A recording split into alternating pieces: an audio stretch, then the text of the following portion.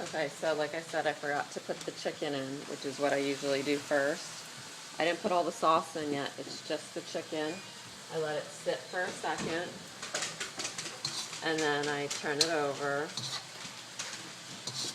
making obviously sure that every piece gets nice and cooked. So just while I'm doing it, I'll hold this over here, and you can see once the one side gets nice and browned, you want to get as little like juice as you can in there, because then it doesn't get that nice brown crisp on that side. And then so This is really good.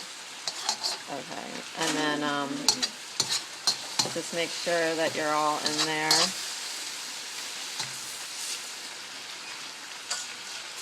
And just let it cook. This is still on high heat, but because of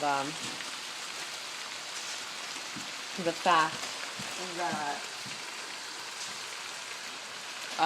some of the soy sauce and the sauce got in there, and now I'm just going to close this up and let the chicken cook literally for 1 minute. You can even put it on a timer if you want. And then remember, we already did the stir fry. We sort of did it backwards, but the stir fry is already ready, and we can do a little taste test, and it's super good. And then I still have this sauce here, so I'm gonna do one last thing with this sauce. Alright, so let's see. Oh, while you're waiting, you can just have a sip to keep hydrated. Okay, so that's good enough, because we're going to cook this a little bit more too while our sauce cooks the whole way. So doesn't that look yum? Alright, so now we put these chicken pieces all to the side, and they're small, so they're going to cook up really quick. The next thing you want to do is just pour, and I'm going to put this up here while I do it. I do need two hands. I'm going to pour, before I pour it, so I have some cornstarch here. I'm going to put like, I don't know, let's see. Here's my cornstarch. I'm going to put like about half a tablespoon. No, not even. Like this much. I don't know how much that is. But I'm going to put it into this sauce that I have, just so the sauce thickens a bunch, and a little bit. So you can put flour in there. As you saw, I put cornstarch. I think cornstarch you don't need as much, so you put that all in there. Throw away that bag, of course. And then let this sauce come up to a boil. And it's okay if it's, it doesn't have to be super thick. I like it a little bit more sort of liquidy, but whatever you like. If you like it thicker, put more cornstarch in.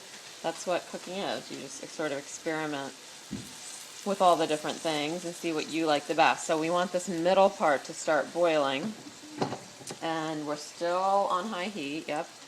And while that's happening, I think I'm actually going to take a piece of chicken out and just make sure all the flavors are good. So let's go over here, and of course it's going to be super hot. So I'm just going to cut it. As you can see, obviously it's all the way cooked through.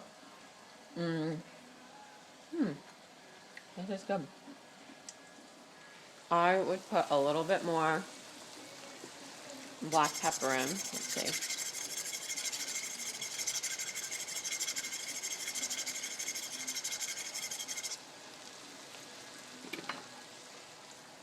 Okay, so I'm going to put this up here and just put a teeny bit of more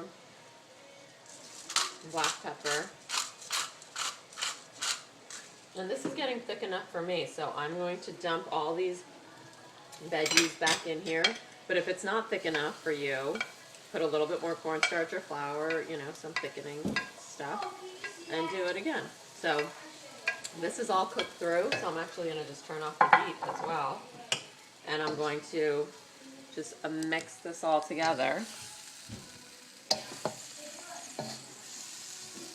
And now, maybe it's not quite as exactly like a takeout Chinese, but I think it looks pretty darn close, and it's really much more healthy.